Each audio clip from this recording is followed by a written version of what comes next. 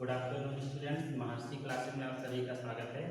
आज हम क्लास 12 के इकोलॉजी चैप्टर में जीव और समष्टियों में आप सभी ने पर्यावरणीय कारक के बारे में पढ़ा है पीडीएफ के द्वारा। आज हम नेक्स्ट टॉपिक का आज यहाँ पे अध्ययन करेंगे। रेगुलेशन या नियमन क्या है, नियमन या रेगुलेशन क्या है, ये जीवों पे कैसे संभव होता है, या नियमन और रेगुलेशन से फायदा क्या है, इस सारी चीज़ों का हम इस टॉपिक में वर्ड डिस्कस करेंगे। तो पहले जानिए कि नियमन क्या है। नियमन का अर्थ क्या है? प्रत्येक जीव, पृथ्वी पर रहने वाला प्रत्येक जीव एक निश्चित तापमान यानी उसके शरीर का एक निश्चित तापमान होता है। अगर वो तापमान घटता या बढ़ता है तो उसके शरीर में कुछ ऐसी संरचनाएं पाई जाती हैं जो उस तापमान को नियत करती या करने का प्रयास करती हैं। ये प्रक्रिया ही नियमन कहलाती है। आप सभी जानते हैं, जैसे आपने कोल्ड ब्लडेड और वार्म ब्लडेड जीवों का नाम सुना होगा। कोल्ड ब्लडेड जीव ऐसे जीव होते हैं जो अपने शरीर यानी ताप और शरीर के ताप का नियमन नहीं कर पाते। वो कुछ समय के लिए इन स्थानों पर जाने के लिए पूर्ण रूप से नियमित होते हैं या चले जाते हैं जहाँ पे उन्हें उस ताप का नियंत्रण किया जा सके। इन प्रकार के जीवों को हम कोल्ड ब्लडेड जीव कहते हैं। या आप देखेंगे फॉर एग्जांपल कुछ सर्प, मेढक या अन्य कुछ जीव रेप्टाइल्स वर्ग के जो सभी कोल्ड ब्लडेड में आते हैं, जो अपने ताप और वातावरण के ताप का नियमन नहीं कर पाते। हम अगर ह्यूमन की बात करें तो ह्यूमन में एक ऐसा प्राणी है जो अपने शरीर के ताप का नियमन करता है। तो हम इस टॉपिक में आज समझेंगे ह्यूमन बीइंग के द्वारा ही कि हमारे शरीर के ताप को कैसे नियमित किया जाएगा। हम सबसे पहले देखते हैं एक ब्रेन के स्ट्रक्चर को। ब्रेन का स्ट्रक्चर अगर देखें तो हमारे ब्रेन में सभी जानते हैं दो मुख्य ग्रंथियां पाई जाती हैं। एक पिट्यूटरी ग्लैंड जिसे हम मास्टर ग्लैंड के नाम से जानते हैं, और दूसरी ग्लैंड आपकी पाई जाएगी हाइपोथैलेमस। कौन सी ग्लैंड? हाइपोथैलेमस। हाइपोथैलेमस और पिट्यूटरी, ये दोनों ग्रंथियां हमारे शरीर के ताप नियंत्रण में सहायता करती हैं। हाइपोथैलेमस और पिट्यूटरी, सबसे पहले अगर हम देखें, जब हमारे शरीर या हमारे आसपास के वातावरण का तापमान बढ़ता है तो सबसे पहले हाइपोथैलेमस ग्लैंड में पाए जाने वाले सभी नर्वस सिस्टम सक्रिय होते हैं।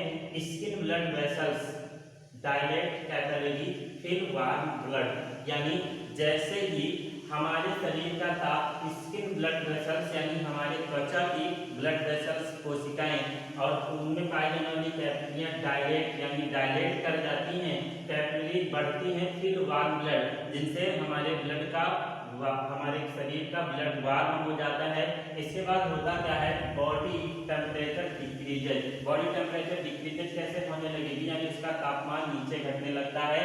कैसे? यानी स्वेट ग्लैंड्स एक्टिवेट। जैसे ही हमारे स्किन का ब्लड, हमारे त्वचा का ब्लड गर्म होता, वार्म होता है, वैसे हमारी कैपिलरी डायलेट हो जाती है, यानी उसमें डायलेशन हो जाता है, और हमारे ब्लड यानी जैसे गर्म होते हैं हमारी स्वेट्स ग्लैंड्स यानी पसीने की ग्रंथियां एक्टिवेट यानी एक्टिव हो जाती हैं, इंक्रीज डेवलपिंग कूलिंग, और तुरंत वो उस वार्म ब्लड को कूल करने में सहायता करती हैं। तो हम इस स्थान पे कह भी सकते हैं कि हमारे शरीर से पसीना निकलना, स्वेट निकलना या पसीना निकलना प्रारंभ हो जाता है। इस प्रकार हमारे शरीर का अगर टेम्परेचर हीट यानी इसका टेम्परेचर बढ़ता है, हीट होता है, तो हमारी स्किन की ब्लड कैपिलरी और स्वेट ग्लैंड्स मिलकर उसे बॉडी टेम्परेचर को डिक्रीज करा देती हैं। इसके अलावा अगर हम आगे देखें तो यहीं पे अगली प्रोसेस आगे देखते हैं। तो being here stimulate decreasing body temperature, जैसे ही हमारे शरीर का तापमान पुनः बढ़ जाए तो होता क्या है? यहाँ पे एक प्रकरण होता है जिसे होम्योस्टेसिस कहते हैं। नियमन करना या रेगुलेशन कराना होम्योस्टेसिस का एक प्रकरण है। इसमें हमारी स्केलेटल मसल्स, आप सभी जानते हैं, हमारे शरीर में कंपन होने लगता है या कपकपी होने लगती है। यानी जैसे ही टेम्परेचर घटता है, जैसे ही ज़्यादा घटेगा टेम्परेचर, तो हमारी स्केलेटल मसल्स यानी स्केलेटल मसल्स में कूलिंग की वजह से कपकपी होगी, ये एक्टिवेट हो जाएंगी, और जैसे ही टेम्परेचर डिक्रीज करता जाएगा इसमें ज़्यादातर आप देखेंगे इनका एक्टिवेट होना बढ़ता जाएगा। तो हम इस चीज़ का अनुभव कर लेते हैं कि हमें ठंड लगी हुई है और हमारी स्केलेटल मसल्स कांप रही हैं, यानी हमें ठंड लगना बढ़ता ही जा रहा है। इसके बाद होगा क्या? फिर हमारी शरीर की ब्रेन में पाई जाने वाली पिट्यूटरी ग्लैंड और हाइपोथैलेमस ग्लैंड सक्रिय होंगी। ये क्या करेंगी, हमारी स्किन ब्लड की वेसल्स को कांटेक्ट कराना शुरू कर देंगी, उसमें संकुचन होना शुरू हो जाएगा, जिससे होगा क्या, हमारे शरीर में ब्लड का यानी ब्लड की मात्रा का आवागमन यानी तेजी से आना और जाना शुरू हो जाएगा।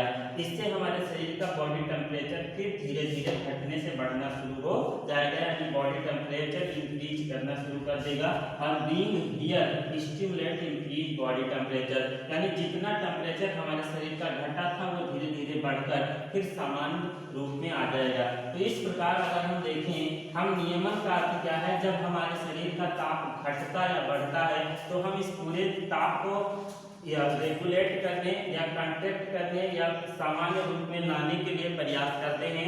इसमें सबसे पहले हमारी ग्लैंड सक्रिय होती हैं। ये ग्लैंड करती क्या है, ब्लड कैपिलरीज को सक्रिय कराती हैं। ब्लड कैपिलरीज जैसे सक्रिय होती हैं तो ब्लड सक्रिय हो जाता है और वहां पे रहने उस स्थान पे या हमारे स्किन में पाई जाने वाली सभी स्वेट एंड सीबेसियस ग्लैंड सक्रिय हो जाती हैं, एक्टिवेट हो जाती हैं और हमारे शरीर से पसीना निकलना शुरू हो जाता है, जिससे हमारे शरीर का तापमान, बॉडी टेम्परेचर डिक्रीजेस घटना शुरू हो जाता है। इसके अलावा जब हमारे तापमान में गिरावट होती है उस क्षेत्र में हमें अगर ठंडक लगती है तो सबसे पहले स्केलेटल मसल सक्रिय होती है और ये स्केलेटल मसल्स हाइपोथैलेमस ग्लैंड के द्वारा सक्रिय कर दी जाती है। हाइपोथैलेमस ग्लैंड स्केलेटल मसल को सक्रिय करती है, होमोस्टेसिस का प्रकरण शुरू हो जाता है और इसके बाद बॉडी टेम्परेचर जैसे ही घटता है वो धीरे धीरे इंक्रीज करना शुरू कर देता है।